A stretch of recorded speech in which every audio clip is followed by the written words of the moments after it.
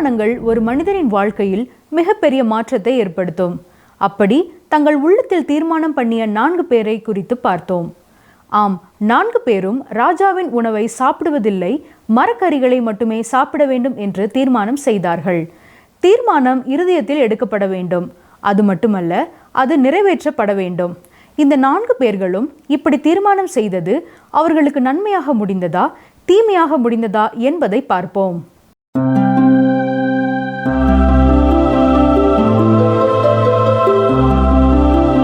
நேற்றும் இன்றும் என்று மாறாத ஜீவனுள்ள தேவனாய கர்த்தருக்கே சகல கனமும் மகிமையும் உண்டாவதாக. இன்று நாம் தானியேல் 1 அதிகாரம் 9 முதல் அந்த அதிகாரம் முடிய கற்றுக்கொள்ள போகிறோம். கடந்த நிகழ்ச்சியிலே இஸ்ரவேல் ஜனங்கள் தேவனுடைய எச்சரிப்புக்கு கீழ்ப்படியாததால் சிறைப்பிடித்து செல்லப்பட்டார்கள் என்று பார்த்தோம். ஆனால் அந்த கூட்டத்தின் மத்தியிலும் தானியேலும் அவனுடைய நண்பர்களும் சாட்சியாய் இருக்கும்படி உறுதியான தீர்மானம் செய்தார்கள். தேவன் எனது நீதிபதி என்ற அர்த்தமுடைய பெயரை பெற்ற அவனுக்கு பாகால் தெய்வத்தை வணங்குபவன் என்ற பெயர் மாற்றம் செய்தாலும் கர்த்தருக்காக உறுதியாய் வாழ தீர்மானம் செய்தான். அது மட்டுமல்ல, யாரிடத்தில் அதை குறித்து பேசி அனுமதி பெற வேண்டுமோ அவர்களிடத்திலே தைரியமாய் அவன் பேசினான் என்றும் நாம் பார்த்தோம். பிரியமானவர்களே, இது தற்செயலாய் நடந்த ஒரு காரியம் அல்ல. தானியேலின் சார்பிலே தேவன் பின்னணியில் செயல்பட்டு கொண்டிருக்கிறார். அந்த பிரதானிக்கு தானியேல் பிரியமுள்ள வாலிபனானான். எகிப்திற்கு அடிமையாக எடுத்துச் செல்லப்பட்ட யோசேப்பின் வாழ்க்கையிலே கிரியை செய்த அதே தேவன் இப்பொழுது தானியேலின் வாழ்க்கையிலேயும் பின்னணியத்திலே செயல்பட்டு கொண்டிருக்கிறார். நீங்கள் கர்த்தருடைய பிள்ளையாக இருப்பீர்கள் என்றால், இயேசுவை விசுவாசிக்கும் ஒரு விசுவாசியாக இருப்பீர்கள் என்றால், உங்கள் கண் காணாமல் தேவன் பின்னணியில் உங்களுக்காகவும் செயல்பட்டு கொண்டிருக்கிறார் என்பதை நீங்கள் திட்டமாய் விசுவாசிக்கலாம். உங்கள் வாஞ்சை எல்லாம் கர்த்தருக்கு சாட்சியாக வாழ வேண்டும் என்று இருக்கும் என்றால், உங்கள் வாழ்க்கை எல்லாம் கர்த்தரை பிரதிபலிக்கிற ஒளியாக இருக்க வேண்டும் என்று விரும்புவீர்கள் என்றால், உங்கள் குடும்ப சூழ்நிலை எதுவாக இருந்தாலும், உங்கள் வியாபாரத்தின் சூழ்நிலை எதுவாக இருந்தாலும், உங்கள் அலுவலகத்தின் சூழ்நிலை எதுவாக இருந்தாலும், நீங்கள் வேலை செய்யும் இடத்திலே உங்கள் பணியிலே தேவன் உங்களுக்காக செயல்பட்டு கொண்டே இருக்கிறார் என்பதை மறந்து போகாதீர்கள். தானியேலின் கேள்விக்கு கிடைத்த பதிலைத்தான் 9 நாம் வாசிக்கிறோம். பாருங்கள், தானியேல் 1 அதிகாரம் 9 தேவன் தானியேலுக்கு பிரதானிகளின் தலைவனிடத்தில் தயவும் இரக்கமும் கிடைக்கும்படி செய்தார். ஆம், கர்த்தருடைய பிள்ளைகளின் வாழ்க்கையிலே கர்த்தர் எப்பொழுதும் பின்னணியில் செயல்பட்டு கொண்டே இருப்பார். நமக்காக அவர் யார் யாரை எங்கெங்கே ஆயத்தம் பண்ண வேண்டுமோ அத்தனையையும் அவர் பொறுப்பெடுத்து செய்து கொண்டே இருப்பார். அதே வேளையிலே நாம் நமது பங்கை நிறைவேற்ற வேண்டும். தானியேலின் உள்ளத்திலே தீர்மானம் எடுத்தாலும் பொறுப்பானவர்களிடத்திலே அவன் பேச தவறவில்லை. நமது வாழ்க்கையிலேயும் நாம் கர்த்தரை எனக்காக யாவையும் செய்து முடிப்பார் என்று சொல்லிக்கொண்டு நாம் செயல்பட வேண்டிய நேரங்களிலே செயல்படாமல் கையை கட்டிக்கொண்டு சும்மா உட்கார்ந்து கொண்டு இருக்கக்கூடாது. நாம் செய்ய வேண்டிய காரியங்களையும் நாம் செய்ய வேண்டும். அப்பொழுது கர்த்தர் நமக்காக செய்ய வேண்டிய காரியங்களை செய்து முடிப்பார். பாருங்கள், தானியேல் 1 அதிகாரம் 10 பிரதானிகளின் தலைவன் தானியேலை நோக்கி, உங்களுக்கு போஜனத்தையும் பானத்தையும் குறித்திருக்கிற ராஜாவாகிய என் ஆண்டவனுக்கு நான் பயப்படுகிறேன். அவர் உங்களோடொத்த வாலிபரின் முகங்களை பார்க்கிலும் உங்கள் முகங்கள் வாடி போனவைகளாக காண வேண்டியது என்ன? அதனால் ராஜா என்னை சிறைச்சேதம் பண்ணுவாரே என்றான். ராஜ போஜனத்தை கட்டாயம் சாப்பிட வேண்டும் என்று பிரதானிகளின் தலைவன் தானியேலையும் அவனது நண்பர்களையும் கட்டாயப்படுத்த விரும்பவில்லை. என்றாலும் அவன் ஒரு இக்கட்டான நிலையில இருக்கிறான் என்பதை தானியேல் இடத்திலே தெரிவிக்கிறான். காரணம், தானியேலை அவனுக்கு பிடித்திருக்கிறது. என்றாலும் அவனுக்குள் தான் கொலை செய்யப்பட்டு விடுவேனோ என்ற பயமும் இருக்கிறது.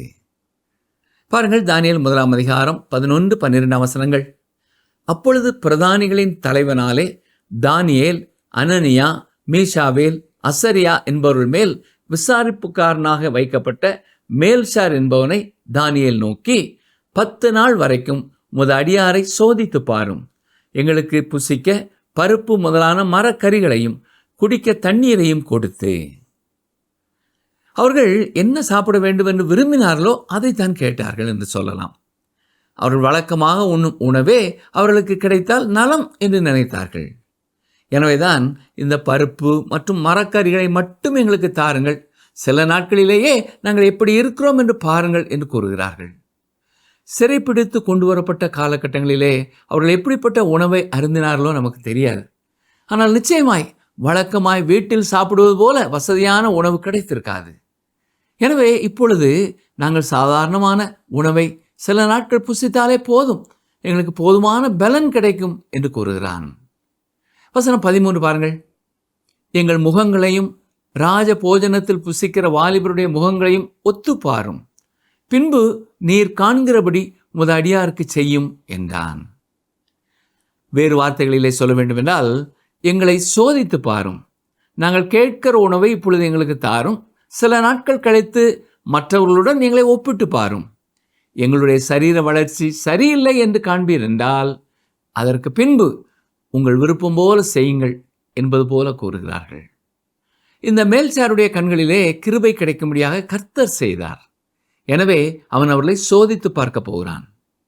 8ஆம் வசனத்தை நான் வாசித்த பொழுது, பாபிலோனிய உணவு தனக்கும் தன் நண்பர்களுக்கும் வேண்டாம் என்பதை குறித்து தன் இருதயத்திலே அவன் தீர்மானம் கொண்டான்.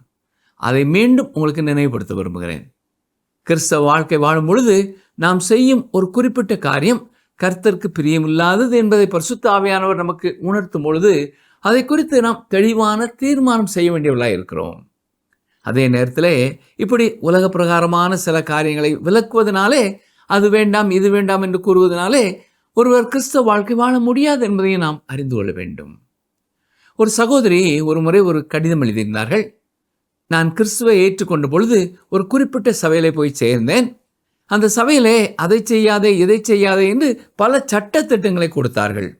அதையெல்லாம் கடைபிடித்தேன் என்றாலும் என்னுடைய உள்ளத்திலே உண்மையான சமாதானம் இல்லை என்று எழுதியிருந்தார்கள். ஆம் பிரியமான சகோதரனே சகோதரியே, வெளிப்படையான சில காரியங்களை செய்வதனாலோ அல்லது செய்யாமல் இருப்பதனாலோ கர்த்தருக்குள் திருப்தியான வாழ்க்கையை நாம் பெற்றுக்கொள்ள முடியாது. கிறிஸ்துவே நமக்கு மெய் சமாதானத்தை தருகிறார். அவர் நம்முடைய பாவங்களுக்கான எல்லாவற்றையும் செய்து முடித்து விட்டார் என்பதை பூரணமாய் விசுவாசிக்கும் பொழுதுதான் அந்த சமாதானத்தை நாம் பெற்றுக்கொள்ள முடியும். ஒரு சில கட்டளைகளுக்கு கீழ்ப்படிவதனாலே மட்டும் ஒருவர் கிறிஸ்தவராக முடியாது. இதை செய்ய வேண்டும், இதை செய்யக்கூடாது என்பதெல்லாம் ஆரம்பத்திலே சிறந்தது போல தான் தெரியும். உதாரணமாக ரோம சாம்ராஜ்யத்திலே கிறிஸ்துவை பின்பற்றிய பலர் உலகத்தோடு ஒத்துப்போகும் பழக்கம் உள்ளவர்களாக இருந்தபடினாலே இப்படி மடங்கள் ஆரம்பிக்கப்பட்டன. ஆரம்பத்திலே அவைகள் நன்றாகத்தான் இருந்தன. ஆனால் காலம் செல்ல செல்ல வெளி உலகத்தை விட மடங்களில் இருந்தவர்கள் தான் மிக பரிதாபமான ஒரு நிலைமைக்கு சென்று விட்டார்கள். ஞாபகம் இருக்கிறதா? இயேசு பரிசேயர் இடத்திலே சொல்லும் பொழுதும் லூக்கா 11:31 கூறியது என்ன? கவனியுங்கள், வாசிக்கிறேன். கர்த்தர் அவனை நோக்கி, பரிசேயராகிய நீங்கள் போஜன பான பாத்திரங்களின் வெளிப்புறத்தை சுத்தமாக்குகிறீர்கள், உங்கள் உள்ளமோ கொள்ளையினாலும் பொல்லாப்பினாலும் நிறைந்திருக்கிறது என்று சொன்னார். அதாவது, நீங்கள் வெளிப்புறத்தை சுத்தம் செய்கிறீர்கள், ஆனால் உள்ளே அது அழுக்கு நிறைந்ததாக இருக்கிறது, வெள்ளை அடிக்கப்பட்ட கல்லறையை போல இருக்கிறீர்கள் என்றார். அப்போஸ்தலனாகிய பவுல் தீத்துவுக்கு எழுதும் பொழுதும் 3ஆம் அதிகாரம் 5ஆம் வசனத்திலே இவ்வாறு எழுதியிருக்கிறார். கவனியங்கள், வாசிக்கிறேன். தீத்து 3:5, நாம் செய்த நீதியின் கிரியைகளின் நிமித்தம் அவர் நம்மை ரட்சியாமல் தமது இரக்கத்தின்படியே மறு ஜென்ம முழுக்கினாலும் பரிசுத்த ஆவியினுடைய புதிதாக்குதலினாலும் நம்மை ரட்சித்தார். பரிசுத்தமான ஒரு வாழ்க்கை வாழ முதலாவது தேவனிடத்திலிருந்து ஒரு புதிய வாழ்க்கையை நாம் பெற்றுக்கொள்ள வேண்டும். அதாவது நாம் மறுபிறப்பு அடைய வேண்டும். தானியேலின் வாழ்க்கையிலே தான் செய்ய போகும் காரியத்தை குறித்து தனது இருதயத்திலே முதலாவது தீர்மானம் பண்ணி கொண்டான். ஆம், எல்லாமே இருதயத்திலிருந்து தான் ஆரம்பமாகிறது. நாம் உணர்ச்சி வசப்பட்டு காரியங்களை செய்கிறவர்களாக இராமல் உள்ளத்தின் ஆழத்திலிருந்து தெளிவான தீர்மானங்களோடு காரியங்களை செய்கிறவர்களாய் காணப்பட வேண்டும்.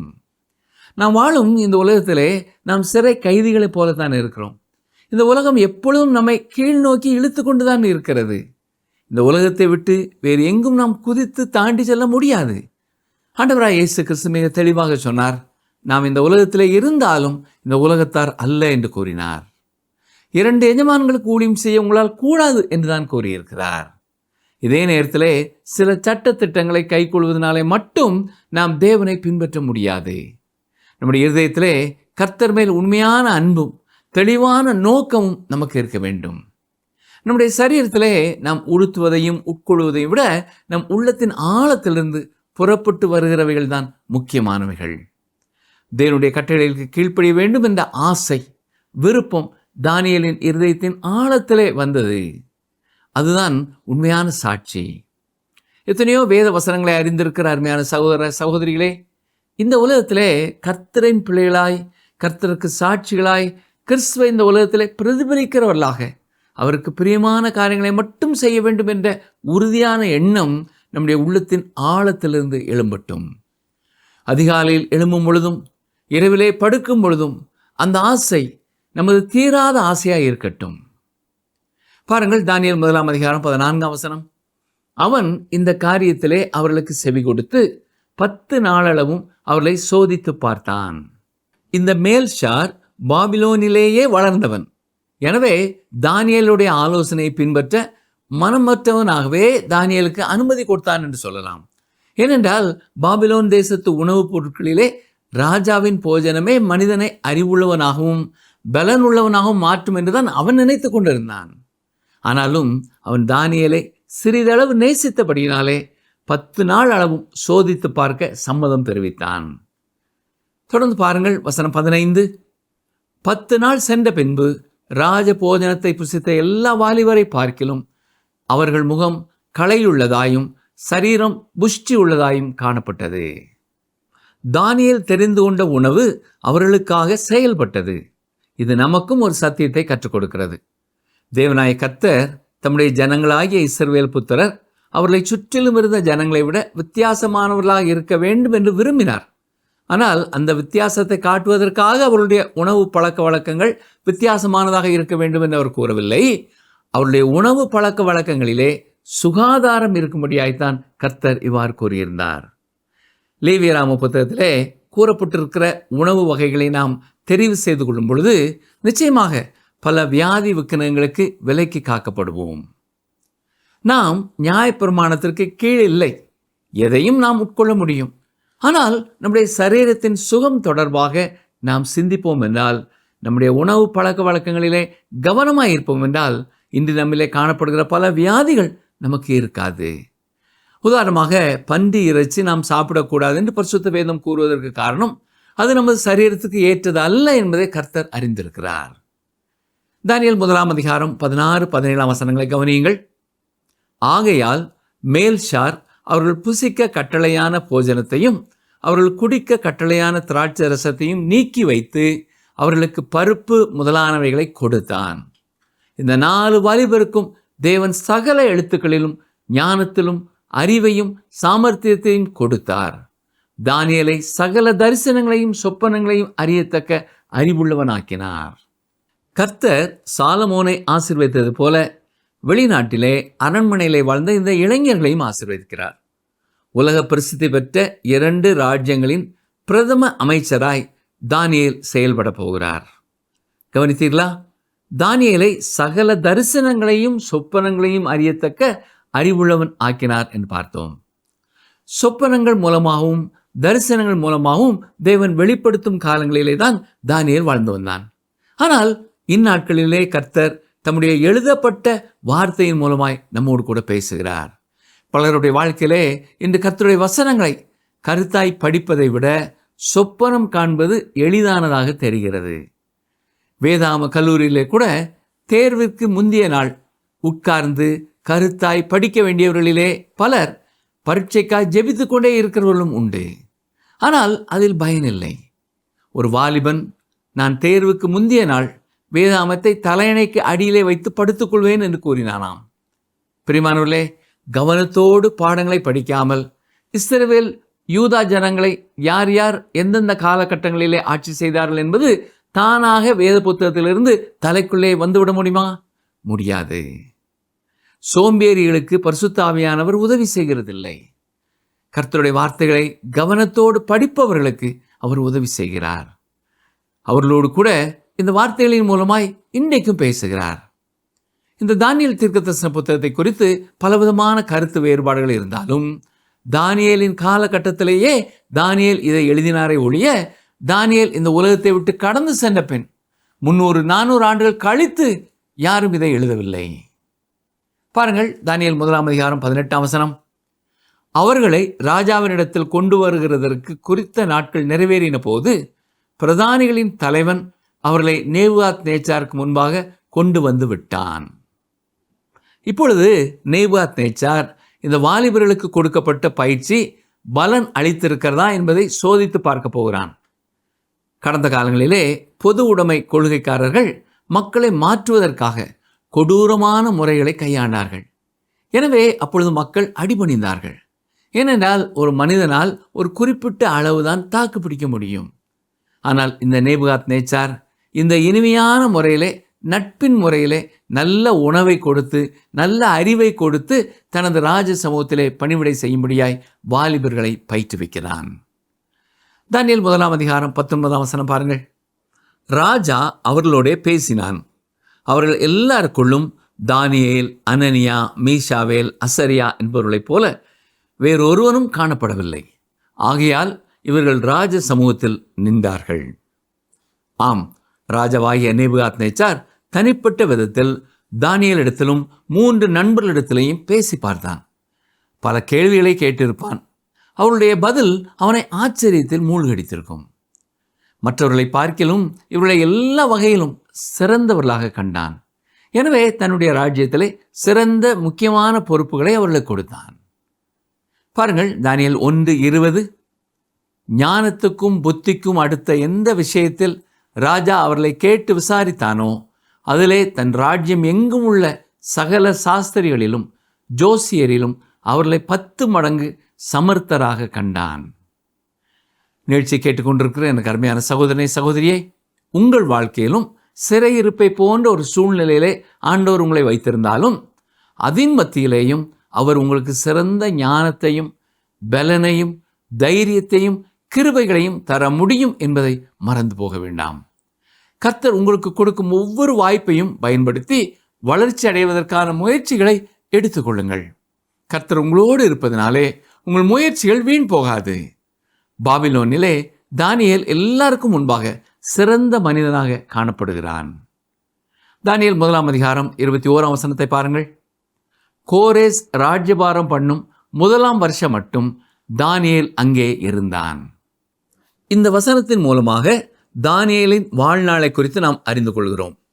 சுமார் 17 வயதிலே பாபிலோனுக்கு வந்த தானியேல் சுமார் 70 வயதாக இருக்கும் பொழுது பாபிலோனில் மரித்தான். கோரேஸ் ராஜாவின் காலத்தில் தான் ஜனங்கள் இஸ்ரவேலுக்கு திரும்பி சென்றார்கள். ஆனால் அவ்வாறு அவர்கள் திரும்பி செல்லும் முன்னதாக கோரேஸ் அரசனின் 1 ஆண்டில் தானியேல் மரித்து விட்டான். ஆனால் தானியேலின் மரணத்தை குறித்த விபரங்கள் நமக்கு கொடுக்கப்படவில்லை. இன்று நாம் கற்றுக்கொண்ட வேத பகுதியிலிருந்து சில சத்தியங்களை நாம் நினைவிற்கு கொண்டு வருவோம். தேவன் தானியேலின் சூழ்நிலை எவ்வளவு வித்தியாசமானதாக இருந்தாலும் பின்னணியில் அவர் செயல்பட்டு அந்த அரண்மனையிலும் அவனை புரிந்து அவனுக்கு உதவி செய்யக்கூடிய நபர்களை வைத்திருந்தார்.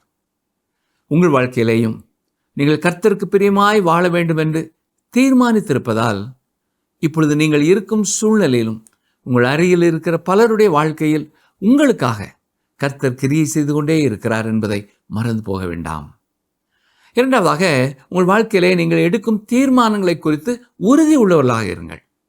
எந்த ஒரு காரியத்தையும் நம் வாழ்க்கையிலே நாம் செய்து முடிக்க வேண்டும் என்றாலும் அதை குறித்த தெளிவான உறுதியான தீர்மானம் முதலாவது நம் உள்ளத்தின் ஆழத்திலே இருக்க வேண்டும். அது மட்டுமல்ல, அது தொடர்பாக மற்றவர்களிடத்திலும் நம்முடைய தீர்மானத்தை நாம் வெளிப்படுத்த தவறக்கூடாது. கர்த்தர் எனக்காக யாவும் செய்து முடிப்பார் என்று விசுவாசிப்பது நல்லதுதான். ஆனால் யார் யார் இடத்திலே எந்தெந்த காரியங்களை குறித்து நாம் பேச வேண்டுமோ அதை குறித்தும் நாம் ஜாக்கிரதையாய் செயல்பட தேவன் நம்மை நினைப்பூட்டுகிறார். மூன்றாவதாக, இந்த வாலிபர்கள் சிறைப்பிடிக்கப்பட்டு சென்றவர்களாக இருந்தாலும் கர்த்தர் அவர்களோடு கூட இருந்தார். நாம் இப்படிப்பட்ட ஒரு சூழ்நிலையில் வந்து மாட்டிக்கொண்டோமே என்பதை குறித்து அவர்கள் சிந்தித்து கொண்டில்லாமல் தங்களுக்கு முன் வைக்கப்பட்ட வாய்ப்பை அவர்கள் பயன்படுத்தினார்கள். உங்கள் வாழ்க்கையிலேயும் நீங்கள் எதிர்பாராத ஒரு சூழ்நிலையிலே வைக்கப்பட்டிருந்தாலும் கர்த்தர் உங்களோடு இருக்கிறார் என்ற உண்மையை அறிந்தவர்களாக அவர் மேல் பூரண நம்பிக்கை வைத்து நீங்கள் இருக்கும் சூழ்நிலையில் செயல்பட வேண்டிய காரியங்களை குறித்து செயல்படுகிற விசுவாசிகளாக இருக்க ஆண்டவர் உங்களை அழைக்கிறார். நாம் கேட்ட சத்தியங்களை மனதிலே வைத்து கர்த்தரை நோக்கி நாம் ஜெபிப்போமா? ஜெபம் செய்வோம். எங்களை அதிகமாக நேசிக்கிறீங்களா அன்பின் ஆண்டவரே, தானியேலின் வாழ்க்கையிலே வித்தியாசமான ஒரு சூழ்நிலையிலே அகப்பட்டு கொண்டாலும் தேவரீர் அவர்களோடு கூட நீர் தங்கியிருந்து தேவையான ஞானத்தையும் வழிநடத்துதலையும் நீரே கொடுத்தீர். அதற்காக உமக்கு ஸ்தோத்திரம் செலுத்துகிறோம். தகப்பனே, இன்றும் இந்த உம்முடைய வார்த்தைகளை கவனித்துக் கொண்டிருக்கிற யாருடைய வாழ்க்கையிலாவது நாங்கள் எதிர்பாராத சூழ்நிலையில இருக்கிறோமே என்று வேதனைப்பட்டு கொண்டிருப்பார்கள் என்றால், நீர் அவர்களோடு இருக்கிறீர் என்ற உண்மையை உணர்ந்து கொள்ள நீரே அவர்களுக்கு உதவி செய்யும். இப்படிப்பட்ட சூழ்நிலையிலேயும் அவர்கள் யார் யாரோடு என்னென்ன காரியங்களை குறித்து எந்தெந்த நேரத்தில் பேச வேண்டுமோ அதை குறித்து தைரியமாய் பேசவும் உம்முடைய வழிநடத்துதலுக்காக காத்திருக்கவும் நீரே கிருபை செய்ய வேண்டும் என்று கெஞ்சுகிறோம். உம்முடைய பிள்ளைகள் ஒவ்வொருவரும் செய்திருக்கும் தீர்மானங்களிலே வாழ்க்கையின் இறுதி வரை உண்மை உள்ளவர்களாய் நிலைத்திருக்க நீரே உம்முடைய பரிசுத்த ஆவியினாலே அவர்களை பலப்படுத்த வேண்டும் என்று கெஞ்சுகிறோம். எங்கள் ஜெபங்களை கர்த்தர் கேட்டதற்காக உமக்கு ஸ்தோத்திரம், ஸ்தோத்திரம், ஸ்தோத்திரம். ஆண்டவரே, தனிப்பட்ட வாழ்க்கையிலே வேறு எந்த பாரத்துடனும் இப்பொழுது அவர்கள் ஜெபித்து கொண்டிருப்பார்கள் என்றால், கர்த்தர் அவருடைய வாழ்க்கையில் ஒரு அற்புதத்தை செய்து உம்முடைய கிருபையை அவர்கள் கண்டு உம்முடைய இரக்கத்தை ருசித்து உம்மை மகிமைப்படுத்த உதவி செய்யும். துதி, கன, மகிமை எல்லாவற்றையும் உமக்கு செலுத்துகிறோம். மீட்பர் இயேசு கிறிஸ்துவின் வல்லமையுள்ள நாமத்தினாலே மனத்தாழ்மையோடு வேண்டிக் கொள்கிறோம் பிதாவே, ஆமென். பிரியமானவர்களே, இந்த நாளிலேயும் நாம் கேட்ட செய்தி மூலமாய் ஆண்டவர் நமக்கு கற்றுக் கொடுத்த பாடங்களை மனதிலே குறித்து வைத்து தொடர்ந்து அதை செயல்படுத்துவோம். கர்த்தருடைய கிருபை உங்களோடும் உங்கள் குடும்பத்தோடும் தங்கி இருக்கட்டும். ஆமென்.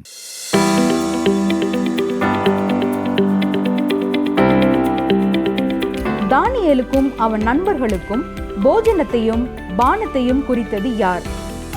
தானியேலுக்கும் அவன் நண்பர்களுக்கும் போஜனத்தையும் பானத்தையும் குறித்தது யார்? ஆப்ஷன் ஏ பான பாத்திரக்காரன், ஆப்ஷன் பி பிரதானிகளின் தலைவன், ஆப்ஷன் சி ராஜா. இன்றைய கேள்விக்கான சரியான பதிலை 9962032803 என்ற எண்ணிற்கு வாட்ஸ்அப் மூலம் அனுப்புங்கள். இந்த நாளின் தியானம் உங்களை ஆண்டவருக்குள் இன்னும் பலப்படுத்தி வேறொன்ற செய்திருக்கும் என்று நம்புகிறோம். நேயர்களே, 4 பேரும் சிறைப்பட்டு போனவர்கள், அன்னகர்கள் ஆக்கப்பட்டவர்கள். ஆயினும் தேவனுக்கென்று நிற்க தீர்மானம் எடுத்தார்கள். தாங்கள் இருக்கும் இடத்திற்கு ஏற்ப மாறிவிடாமல் தேவன் மீது உள்ள நம்பிக்கையில் உறுதியாக இருந்தார்கள். இன்று நம்முடைய விசுவாசம் எப்படி உள்ளது? இருக்கும் இடத்திற்கு ஏற்ப நாம் மாறுகிறோமா? அல்லது நம் விசுவாசம் தெளிவாக தெரியுமாறு உறுதியாக இருக்கிறோமா? நம் உள்ளத்தில் திட தீர்மானம் உண்டா? அதை செயலில் காட்டும் உறுதி உண்டா என்பதை சிந்தித்து பார்ப்போம். இந்த நிகழ்ச்சி உங்களுக்கு பிடிச்சிருக்கா? அப்ப இப்பவே மிஸ்டர் கால் கொடுங்க. பரிசு வெல்றது நீங்களாவும் இருக்கலாம்.